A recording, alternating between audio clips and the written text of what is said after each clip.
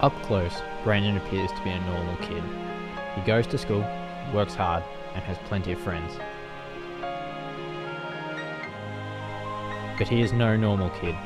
You see, Brandon has Cathosiphobia, which is a fear of sitting down. Yeah, school is a challenge. First of all, actually getting there is difficult.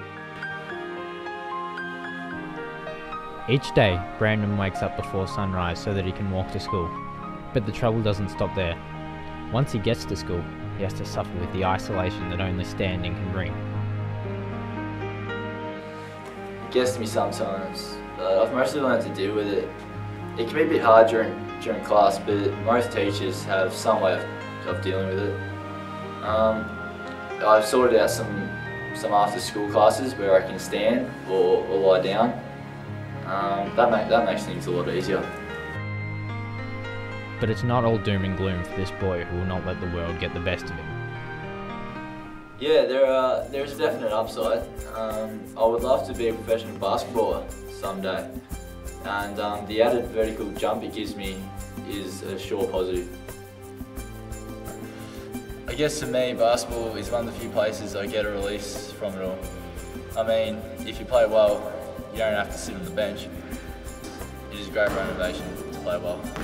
Every day, Brandon comes and practices basketball with his longtime friend and teammate, Timothy. I've never seen anything like this. It's pretty cool that from such a condition he is able to find positives. I can definitely see him being a professional, but I'm a bit worried about how he will fare in the big leagues if he cannot handle sitting on planes. This all hits too close to home for Brandon, as he's already had to knock back several college offers in America due to the condition. But he didn't lay down there. He would try and teach himself to sit, and would fly off after his dreams.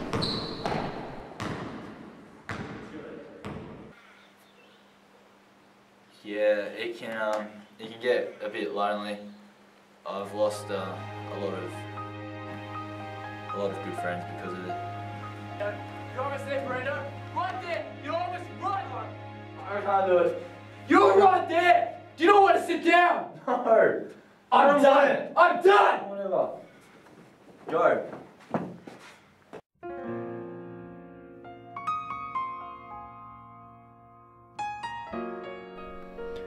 It was almost 2 years ago that Stuart Collins lost his wife. After a band practice at their home, she tripped over a lead from Stuart's bass and fell several stories out onto the cold ground below. Since then, personal health and safety has consumed his entire life. This is his story.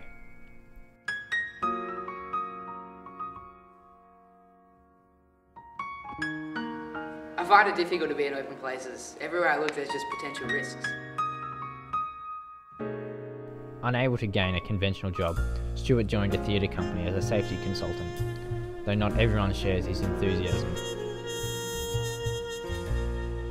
I don't think the guys like me here too much. They think I make their jobs difficult on purpose, but I couldn't live myself if I let another accident happen.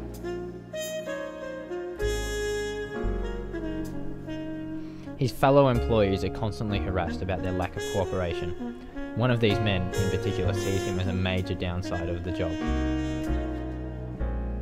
He makes it almost impossible to work, meticulously checking everything all the time. I haven't been able to bring myself to go back home, so in the meantime I've been living right here, beneath us in the orchestra pit. Unbeknownst to the other workers, Stuart has been living in the orchestra pit for almost a year. It is one of the few places where he feels as though he can be himself, and not have to worry about all the things which he feels pose a threat.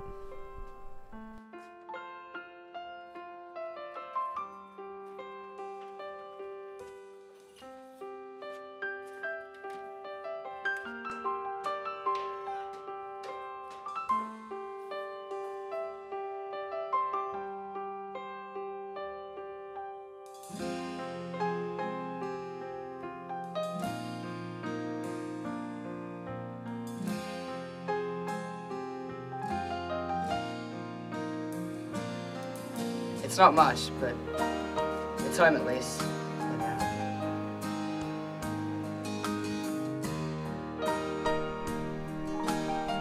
Despite his urges to find a new love, he is burdened by a guilt which consumes him.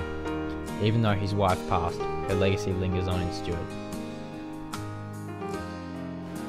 I can't sleep very well. The thought of her face keeps me up at night.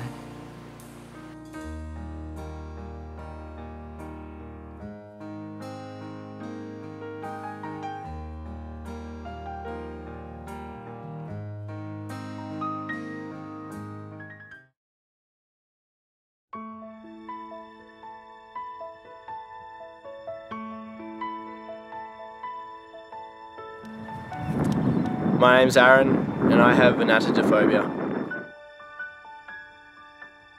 Anatadaephobia, or a fear of ducks, leaves Aaron in a constant fear. He believes that he is being pursued not just by ducks, but by a particular duck. I was walking through the park one day with my friends, just kicking a rock along the path like you would. And out of the corner of my eye I saw a duck or a goose or something. It just flew straight past me. It was so beautiful and so elegant.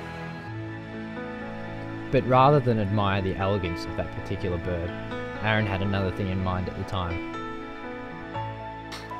At that point, my mate told me to take a shot at it. So stupidly, I picked up a rock and threw it straight at him. And that's when it all started. Everywhere I go, there it is, right behind me. Nobody believes me when I tell them. They all just think I'm making it up. Aaron's brother Samuel, however, is not so sure about his brother's fears. I don't get it. There's obviously not a duck there. Like, he's just being immature and irrational. He's just got to grow up. My main desire is to make amends. I don't know how I'll do it, but to move on I think is necessary. Will he ever redeem himself? Only time will tell.